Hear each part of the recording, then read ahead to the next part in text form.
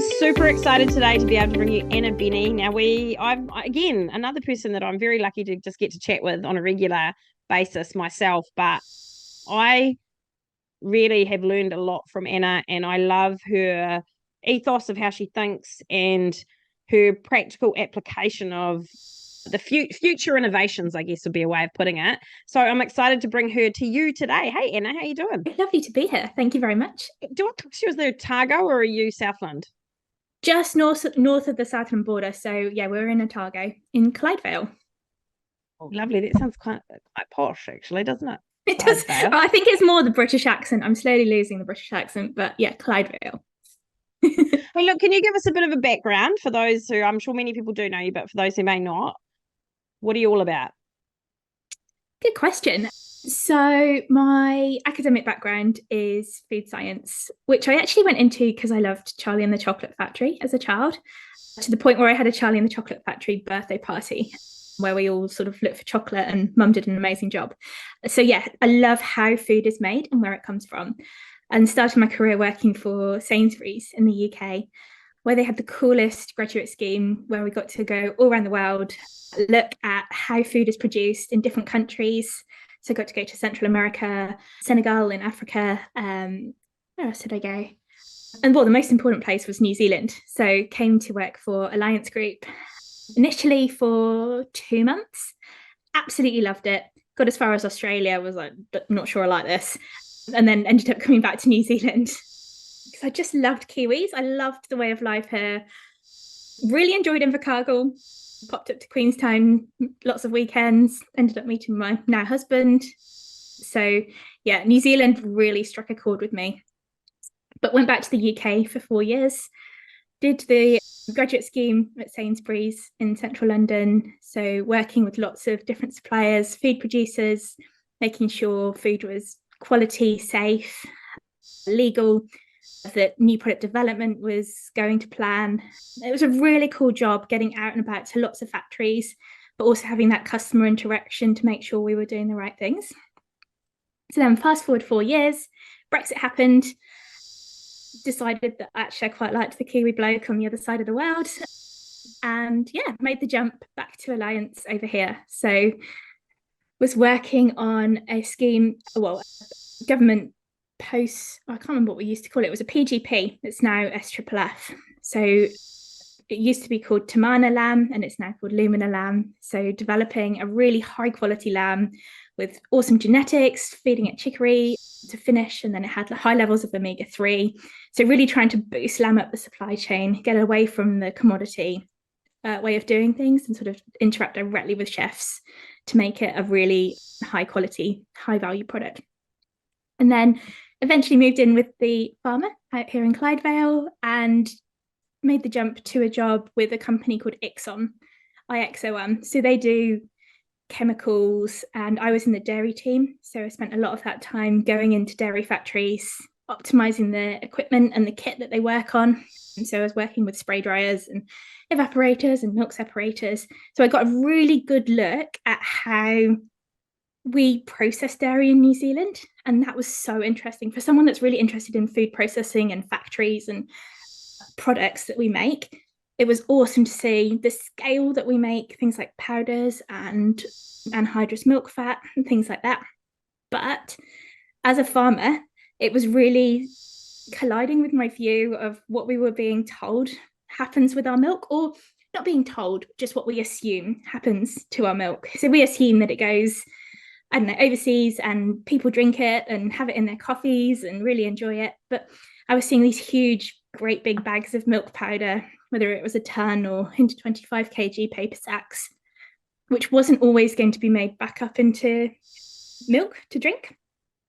So it was sort of colliding with that view, which eventually led me to do some of the research we can talk about today. You pretty much have an incredible background to be researching this because this is your wheelhouse. This is your understanding. But so what has been the best part? You know, so you've transitioned, you see these big bags of powder. What's the best bit of research and what have you found as you've researched? So I guess the research that I've been doing is when I was in the factories, I was seeing, again, the bags of powder, and I previously been really interested in food security. So how countries like Senegal, where I went on my travels, could help make themselves more food secure, either using technology or different crops, so that they weren't so reliant on bringing food in from overseas. And there's a really interesting technology starting to be talked about called precision fermentation, which is a way that you can convert different feedstocks into high quality protein. And so I was interested in that, but then reading the Rethink X Food and Agriculture report that came out in 2019 was when that light bulb moment happened, and realized that dairy was really at the forefront of what could be disrupted. So whether it's new technologies, whether it's different types of products, in reality, milk is 87% water and 13% solids. And in New Zealand, what we do, because we're so far from our markets, is we take that 87% water out and we reduce milk down to that 13% solids. And quite often we separate that out further into different components. So, 5% of the solids are sugar, lactose. 2/3 of the world's population is actually intolerant to lactose. So pros and cons to that one, which leaves about 8% of the bottle of milk or the tanker of milk or the vat of milk that's really, really valuable. So 3 and a bit percent of that is protein, 4% is fat, and then the rest is minerals and all the yummy, good for you nutrients. And so when you look at milk in that context and know that that's especially what we do in New Zealand from being in the factories, I could see that there was a real risk to our dairy industry, particularly from precision fermentation. What are, I guess, some of the things we should think about as a dairy exporter that you found with your research? The key thing is the scale that we've managed to reach in New Zealand. When we removed subsidies, we had to become really, really commercially focused and concentrate on that production economies of scale. We have built a huge amount of spray drying capacity, which has meant that our milk can be processed in good time, especially with a grass-fed seasonal production. When all of our milk comes at once, we need to process that quickly within 4 days, and spray drying into powders makes absolute sense from a production point of view. But what it's meant is that we make cheap milk powder for the world. About 90% of dairy is actually consumed in the country where it's grown. So that's the butter and the milk that you get from the supermarket. It's the cheese that people eat in their sandwiches. The milk that we produce is that other 10%, the bit that actually crosses an international border. And of that, we're about a quarter of all of the milk that is exported around the world. And we're actually over half, so we're 53% of all of the whole milk powder that gets exported. Now, whole milk powder, yes, it can be mixed with water and made back into a milk drink, which has pretty similar nutrition and everything else to liquid milk. But in the vast majority of cases, that's not really how it's being used. It's a really key ingredient for lots and lots of food manufacturers. If you go around the supermarket and look at some labels, you'll just see quite how widespread whole milk powder is when you look in, I don't know, Kit Kats, or I always vilify Kit Kats, sorry, but there's just, it's everywhere. It's in paracetamol. It's not going to stop me eating them, that's fine. No. Well, that's the thing. We all love them, but I think we don't necessarily appreciate the fact that there's milk in there, let alone the grass-fed, high-quality milk that we like to think that we produce in New Zealand. And it's really interesting because multiple things can be true. We can make really nutritious, high-quality milk. We do make really safe milk in a really sustainable manner. People love the grass-fed story to it. But what can also be true is the fact that a lot of our milk isn't appreciated for that by the time it gets to the market, simply because of the scale of what we produce. I guess we believe it's all going up to make everyone healthy and wonderful in the world. And there is, there are products that are doing that though. Amazing. Yeah. The portion is quite small, right? Yes. So when you look at things like infant formula, that's only about 10% of our dairy export revenue comes from infant formula.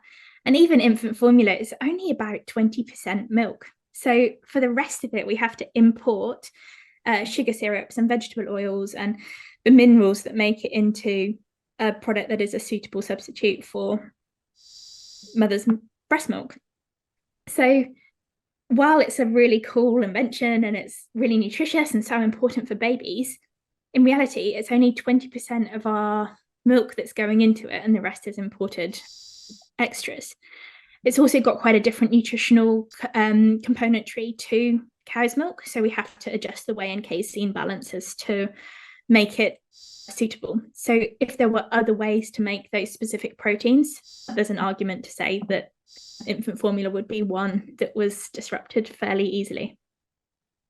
And so these technologies, I mean, how easy is it for them to just, I guess, go into a Kit Kat? And let's focus on those products that are, I'm not naturally going to check that Kit Kat's used grass-fed New Zealand dairy, right? I'm just going to scoff it down and enjoy it. So how do we, when we think about those products where substitutes can easily be flicked in and out, and we've seen it with butter as well, exactly. like the bakers. I know the bakeries, they just, I think even now in GDT there's a cream, so you can actually just chop and change in and out of butter, or the other one that I always get the wordings wrong. I think I could always call it anhydrogenous, but it's actually not. Yeah. And so, we've already seen substitutes within the sector. So how hard is it to substitute dairy powder in a Kit Kat for something else? Yeah, you've got to look at what role they play in the products. So, for example, anhydrous milk fat is butter, basically, or cream that's just spun so fast for so long until all of the water and all of the other impurities are out, and it's basically pure dairy fat. And that's used in things like croissants, it's used in cookies, and for that purpose, it does offer a slightly different mouthfeel to something like a margarine. Dairy fat has got certain sensory characteristics that are quite hard to replicate. However, you look at companies like Nourish Ingredients from Australia, they've worked out how to recreate just that tiny portion of the dairy fat that does have all the flavors, and it's mainly a flavor play. And the rest of it can be either a coconut oil or some sort of other fat.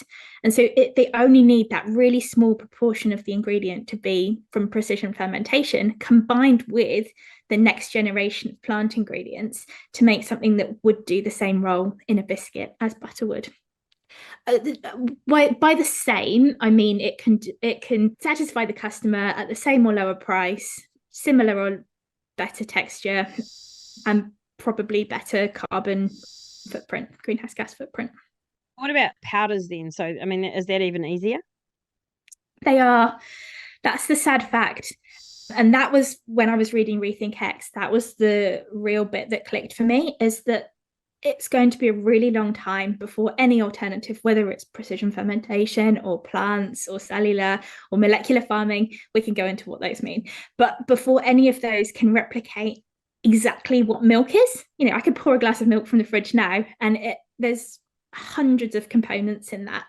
But when we are reducing milk into certain components that are used for their functional properties rather than milk as a whole, say, for example, if we're making a whey protein powder that's going into a sports drink, whether we're using powdered whole milk in a Kit Kat, there are certain characteristics that they add to those products. So whey protein into a sports drink adds additional protein that's really easily digested, has all the sources of omega-3s, and it's really easy to mix as well. Both precision fermentation and some of the new plant ingredients coming through have got similar characteristics. There's a really interesting product that Nestle have brought out called Orgain. So they've always had a sports drink called Orgain that uses New Zealand NZ dairy whey protein powder. They've always had a plant-based equivalent to that. I think it uses chickpea and rice from memory. But just recently, they've brought out one that uses precision fermentation whey.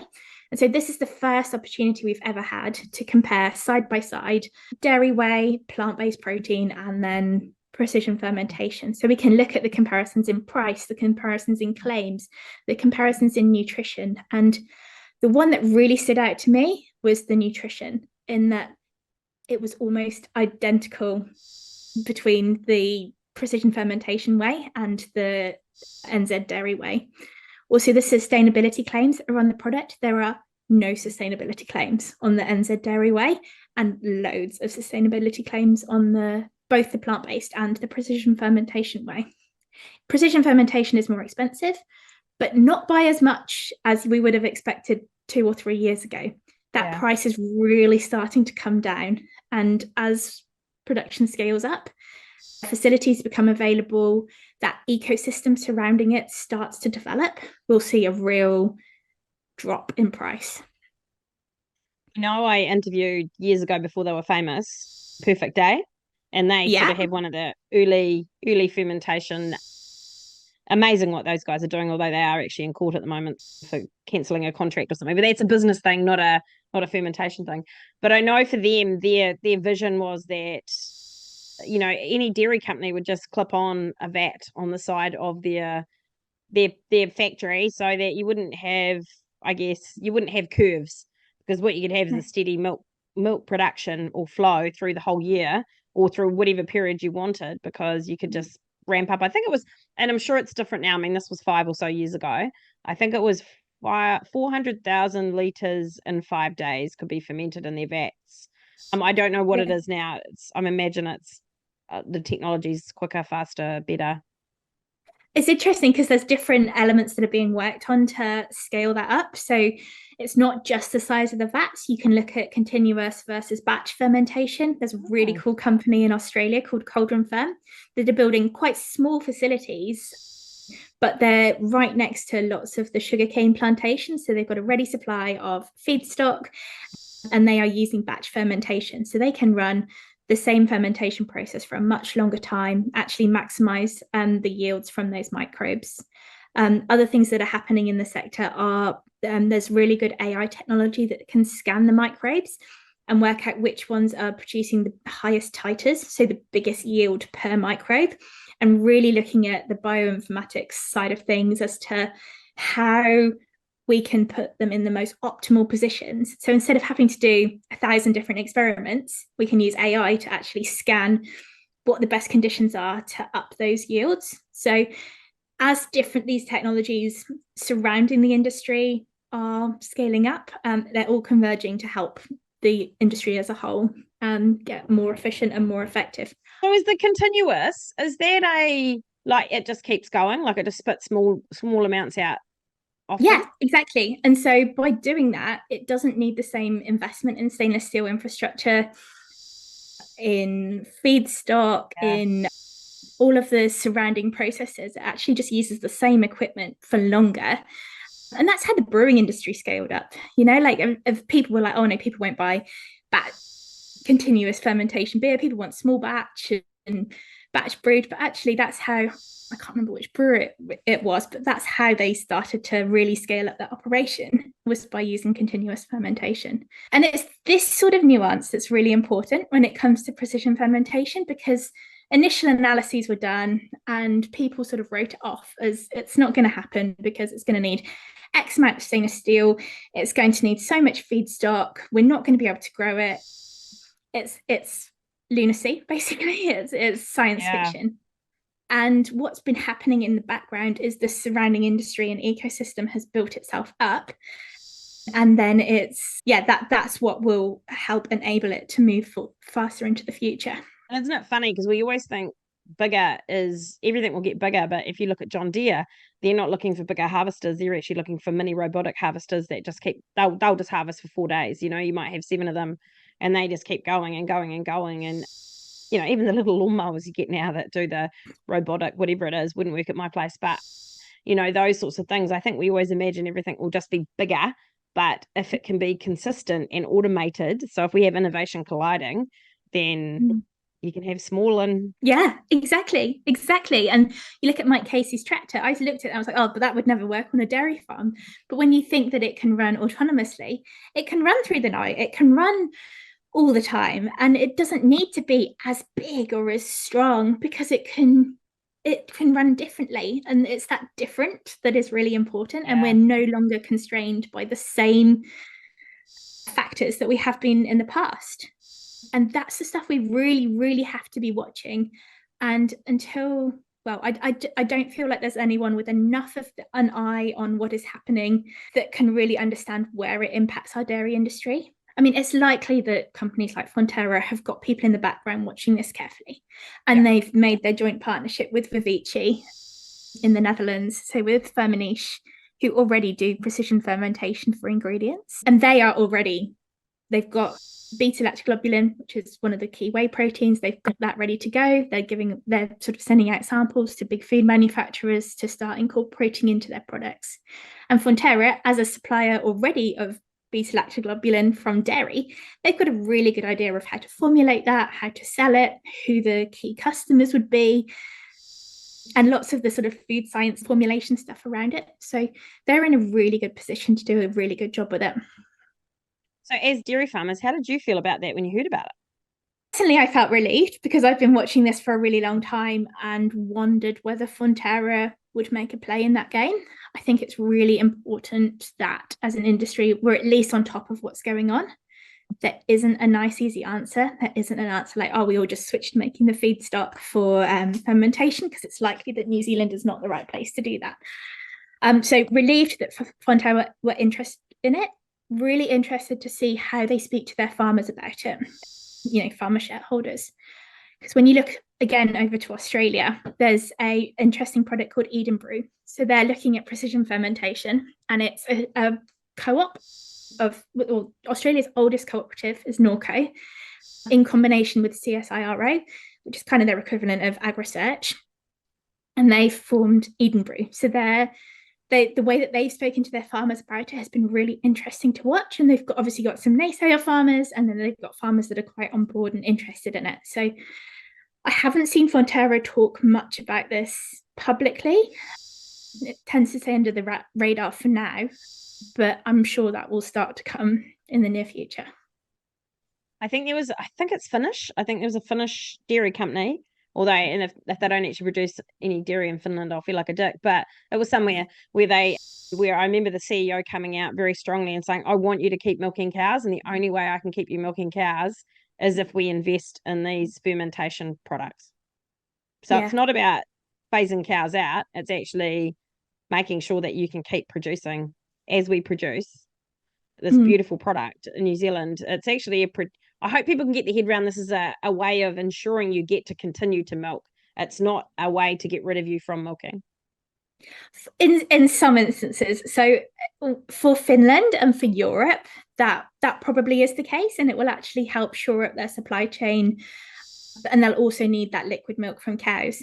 For us in New Zealand, we only drink about 4% of the milk that comes from our cows, and the rest is turned into products to send overseas. About 74% of the milk solids Fonterra produced in 2021 were turned into a category called core ingredients. So that's the GDT products that are auctioned. That's stuff that's going to Nestle, etc. And then smaller proportions going into food service, consumer, and active living, which is kind of their healthy products brand. So relatively small proportions of the milk solids they process actually enter those kind of high value chains. There's still a vast majority that goes into commodity, and that's the stuff that will be disrupted by alternatives. How do you feel? Like, you're a dairy farmer, so what's your I guess vibe for the future? How do you feel about it? Really, really worried.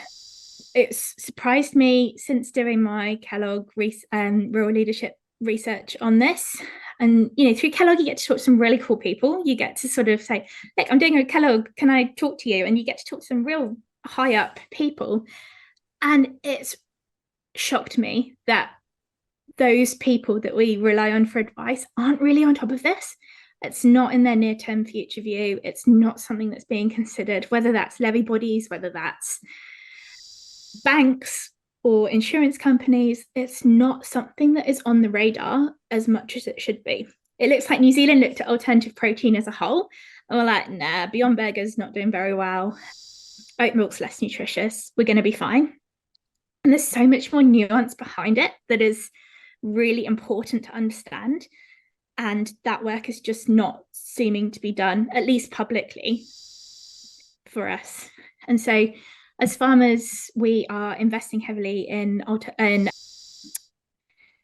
sorry, can I cancel that bit? As farmers, we supply the AT milk company. I'll start that bit again. And as farmers, we supply AT milk to the AT milk company. So we sort of, they've got a bit more of a connection in the marketplace. Yeah. They sell, beyond commodity ingredient products. And yeah, we've obviously got an A2 herd, which hopefully gives us a bit of differentiation. But some of the key things are looking to pay down debt as fast as we can, not making huge investments into infrastructure that might not have a really long life, being quite careful about where we put money going into the future. And we're looking at different diversification options. But as you and I have talked about in the past, it's really easy to kind of spread your wings too wide. New Zealand's, again, this awkward position in that we've got such a small population. If you're going to do anything that makes a lot of money, we've actually got to do something that's right for export. What are those products that can make a decent amount of money for export? Do we have the processing capability? Do we have the sophistication? It's not like we can just grow some blueberries and be like, oh yeah, people want blueberries in Japan and ship them there. It needs a lot more thought behind it and a lot more strategy to make that sort of thing work. And I guess, it's amazing. And look, I'm not confessing to be any scientist around this, but then when I think about that more bigger connection with that dairy beef and that type of idea, you sort of see more logic in the interconnectivity or further integration with, say, that beef space and that dairy space. And I'm sure I'll get, a lot of people angry saying that, but I think it's just this incredible opportunity to pivot. They are biological systems, so I know that things take a long time, but I guess we just have to be a little bit smarter around how we're looking to the future. And that doesn't mean we have to be frightened, just means that we have to make sure that we prepare. And we have to be looking to the future with a lot faster view of moving, because things are moving a lot faster than we'd ever have expected. So I was listening to a dairy exporter podcast yesterday, talking about we might not be able to have bobby calves after 2030, 2035, whatever that date is. It's coming, isn't it? Really, like, bobby calves, they make sense for our system because we're grass fed. We have all our calves at once so that we can maximize the amount of grass that we've got when the cows are in peak milk. But actually, other countries around the world where their calves are born year round, they don't have that problem, and they also don't have the peak milk problem, and it means they can sort of level out their supply of milk throughout the year. Whereas for us, bobby calves, whether they're a problem or an opportunity, whichever way you choose to look at it. So we've been using lots of Charolais, which we love. I can't really show you on here, but there's some Charolais out in the back paddock, and they're just beautiful calves, and they grow really, really quickly. And yeah, they've done really well in terms of being able to sell the calves into the beef market. So things like that will come. But like you say, it's a whole systems change, biological systems. There's only a certain amount of metabolizable energy in New Zealand. So if we're going to grow on bobby calves, what are we going to remove or reduce in order to do that? Yeah, that's a good point. So look, I've always found you very balanced in your conversation. What reactions have you found? Because I know that you've been doing some public speaking. You went up to Chicago. You were invited up there to speak, which was awesome. But how are you finding, I guess, the local conversations, or even you're on Facebook, you're on LinkedIn? What reactions are you getting? I think people are starting to get used to me. I've always had, the people that think I hate dairy and my head's in the clouds and I'm sort of some stupid farmer's wife who's decided that this is what I want to talk about and I want to be famous. And that's just so far from the truth. I really care about farms and dairy farming. 70% of dairy farms are still in original family ownership. And so that's 70% of people that are on the front line, potentially, if this disruption happens. I've had lots of people recently that have been quite negative until I've had a chance to really lay out the whole spiel. It's not something you can do quickly. It's not something you say alternatives are going to happen, because a lot of people have dismissed them as that they're not really a risk. So it's only when you can really bring through the nuance about what we make is New Zealand, where it goes, how it's used, and then how the alternatives are developing, that it starts to form that full picture. So it doesn't necessarily lend itself to quick Facebook posts and Instagram. I have started Navigate as a Facebook, and it's had some really good responses initially. Learning how to do Canva infographics, that's fun. Trying to make infographics a bit more entertaining for that level. But LinkedIn has always been a really good platform to just get some debate. That's always where I've trying to be started, is just start a conversation. I wanted to be wrong. I did my Kellogg thinking I'm just going to work out how I can prove to myself that I'm wrong about all of this. And however many years, 5 years in, I don't think I am wrong. And that's quite scary, especially with the level of understanding that there seems to be across some of the leaders in the sector. I've seen an incredible slide Dr. John Roach did, or one of my favorite Irish people, I like to consider him as, but it was really cool, and he was looking at technology, and he was actually showing that, because people were like, beyond me, all those meat companies are going under, they're not getting any traction, and he kind of showed a timeline with Microsoft, Apple, and then multiple other Macintosh Apple? No, Macintosh, and whatever else, other computer companies. But what he shows is, that's right, you have a volume of that fall away. But, now if you look at Microsoft's share price, I mean, I couldn't afford a share. It's, and when you look at Apple's share, and so these won't just go away. I think that's the key message here, is this is not going away. No, it's not. And some of the lowest hanging fruit for it is some of the stuff that makes us the most money. So you look at something like lactoferrin. It's a bioactive whey protein that you need 10,000 litres of milk to produce just 1 kilo of lactoferrin. So it's really, really scarce. It's really valuable. We sell it for a lot of money. That's where alternatives, there's a company called Turtle Tree that reckon they'll be at price parity for lactoferrin with dairy by the end of this year. There's a company called Helena over in New York. They have used precision fermentation to produce human lactoferrin. And so why would we be constrained to bovine lactoferrin from cows when actually we could produce the same thing that we can make from humans? There's so many cool developments going on. And as a food tech and a food scientist, I'm just amazed at all of the really smart people out there that can do this. Some of the other pushbacks that we get are, it's all smart and cool, but there won't be the energy, there won't be the feedstock. The world's got really constrained resources. We won't be able to produce enough.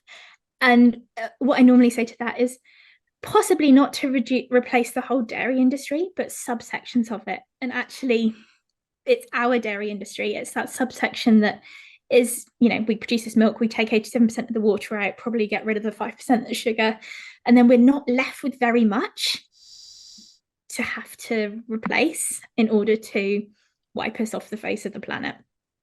So you look at companies like Nestle.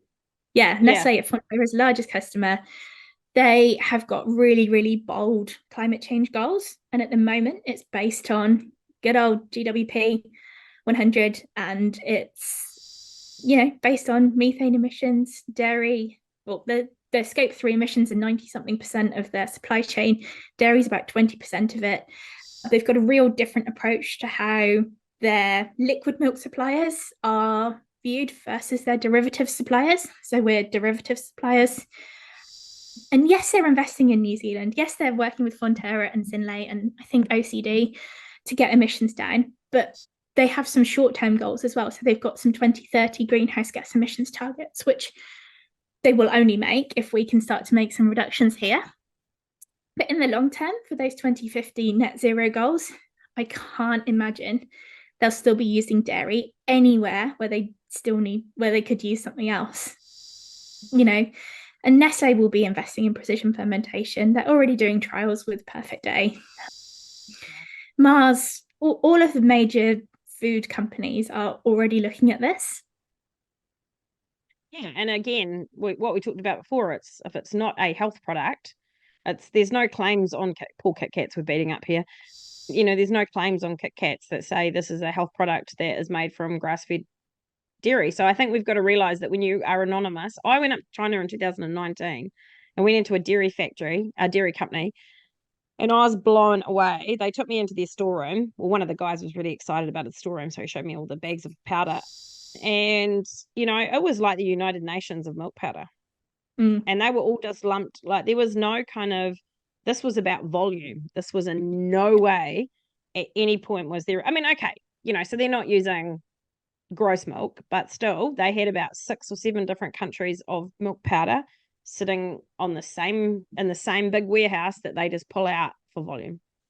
Yeah. And when you're thinking about milk as an ingredient, say for example in China, that they don't drink a lot of liquid milk. They have these little yogurts, like we have Yakults and stuff like that. And you need a proportion of that to be milk powder because it helps thicken it and make it a better. And when you're putting some milk powder into a yogurt product, it doesn't matter if it comes from the Amazon or if it comes from grass-fed cows in New Zealand, unless the customer's asking for that information and unless the processor is caring about that, then it can be the United Nations of milk powder, because if they're all the same specification in terms of what that powder actually looks like coming out of the bag, then it's the same. I have great faith in Fonterra. They understand the market. It's a difficult position for them, I think, because there's still a whole lot of people that just want the world to go back to what it was, whatever that means. What leadership do we need in this? Like to actually build in the ecosystems around it and make sure, because, when you talked before about, okay, it won't wipe it out, but it could take off a large subsection.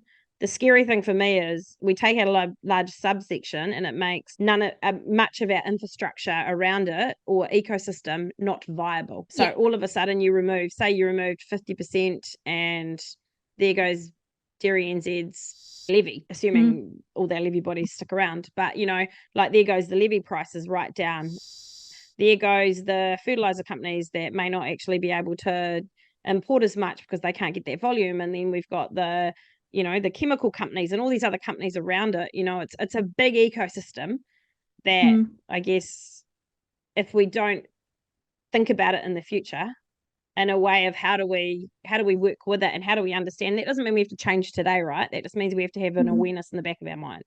Yeah, well, we need to do it soon. And I really hope this work is going on in the background at Fonterra, looking at moving away from, like they call it churn and burn. So during peak milk, when they've just got to get through all of the milk and process it into something that can be traded, they just bung it through the spray dryer as fast as possible and make whole milk powder, very basic standard. And so we've got to get away from that. And there's 2 things that will enable that. So firstly, starting to milk into streams where we can continue to make money from it into the long term. So things like cheese are really cool. Butter's doing really well. Again, you can't get butter without the, because you need butters from the fat from milk, but you can't get the fat without making all the rest of it. So yeah, cheese, butter, things like they make a caramelized milk powder that goes into caramel. So really cool things that have to be made from milk. That is where we're going to have to focus our energy. And we probably need to stop focusing so much on some of the really specific nutritional components of milk, like lactose, because that will start to be made via precision fermentation.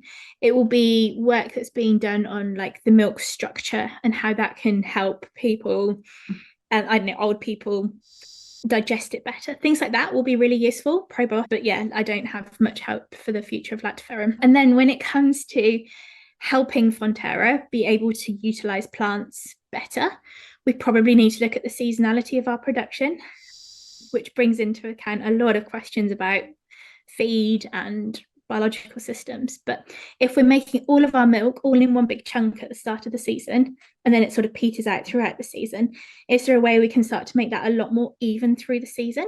Or whether it's keeping some cows milking longer and doing autumn calving, or whether we do all year round calving. It's a lot easier up north when they've got feed. Down here we don't have a lot of feed, so much tougher conversation.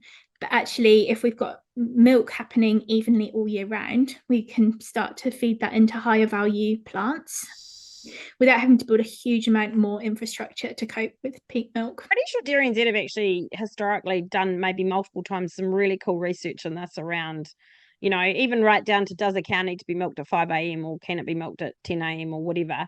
There's actually some, I think, the cool thing is we probably have all we need to actually think about and start to ideate or consider alternative futures within the dairy sector to keep it awesome. And I think a lot of that research is already there. I think a lot of that thinking's probably been done. It's just, how do we be more brave?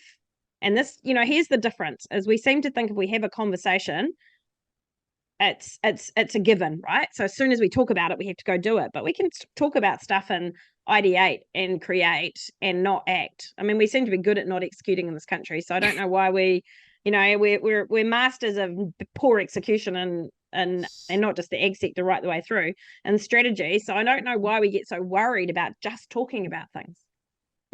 I know. And actually the debate bit is really important. That's where I found LinkedIn was so helpful, that you had people with different opinions and you could discuss things. And then, if you found someone that had lots of questions, you could talk to them. And actually there's so much common ground out there that you just need to build the understanding and find out lots of different people's opinions and perspectives. And actually year-round calving probably won't work in Southland, because what on earth are we going to feed the cows? Can't feed them Swedes all season.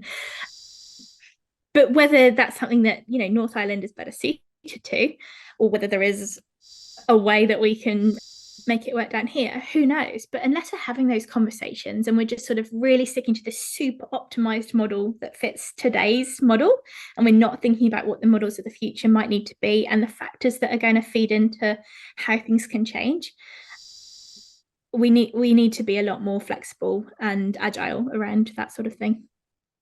And open. If we keep fighting the inevitable change, we have no energy to navigate it when it comes. No. Now, last question for you. What is your greatest wish for agriculture in New Zealand for the future? I think it links into that last question, the last answer, in that I hope there's a space for everyone's voice. I came over here and I had no idea about primary production. I love food production. I love how stuff is made in food factories. And I hadn't really ever considered the primary production side of things. And it wasn't until a year or two in, I did an agri-women's development, just understanding your farm business. That's like the most basic one. I just realized that I do have a little bit to offer. And from there, I went and did Kellogg, and from there, have done various other bits and pieces. And actually found that some of the stuff that I know is actually quite useful for the industry. And I hope there's other people and other systems that can get different thinkers in here, and also for them to understand that their voice is important and they have something to add, and that they feel well supported by others in the industry. It's a pretty awesome wish, to be honest. Anna, thank you so much for your time. I'm incredibly grateful, and I look forward to having constant conversations with you. People find you on Facebook under your Navigator. Under Navigate, yeah. Navigate. Sorry, I always call it Navigator. It's probably because I think of you as the Navigator, future Navigator. And I really do encourage people to look into that research and even reach out to Anna. Anna's really happy to have conversations with people, talk to teams, share her knowledge. And I want to remind everyone too that she's a dairy farmer and a food technologist. So this is not someone who picked up, who's Googled a bit of information. Not that I'm saying there's anything wrong with that, but this is someone who's actually been deep in it, understands it, grew up wanting to be Willy Wonka, and so really, and has a passion for food, how food's made and developed and created and processed. So awesome. Thank you, Anna. Thank you so much for your time. Thanks for having me, and thanks for all the support you've given me for the last however many years. Like, it makes such a difference having someone like you in our corner, and I speak for the wider ag sector. So thank you as well, Julia.